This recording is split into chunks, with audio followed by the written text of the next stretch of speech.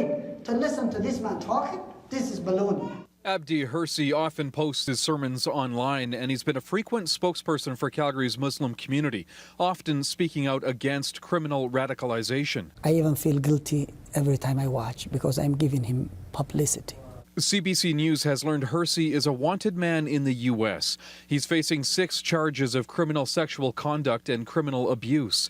The 46-year-old is accused of fondling female patients when he worked as a respiratory therapist in Woodbury, Minnesota in 2006. Hersy was fired from his job in Woodbury in late 2006. The Minnesota Board of Medical Practice also stripped him of his registration to practice in the state. Shortly after he lost his job, Hersy drove from Minnesota to Windsor, Ontario.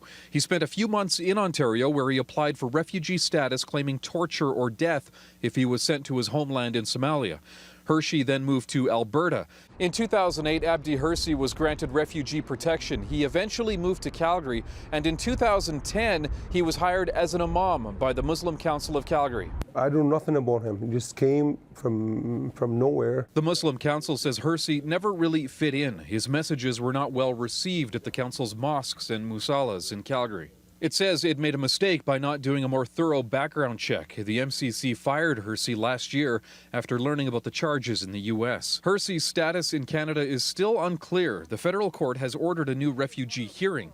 Canada Immigration's position is that Hersy misled or withheld information about the U.S. allegations. Hersy is asking the government to drop the case so he can focus on securing permanent residency here. Brian Labby, CBC News, Calgary.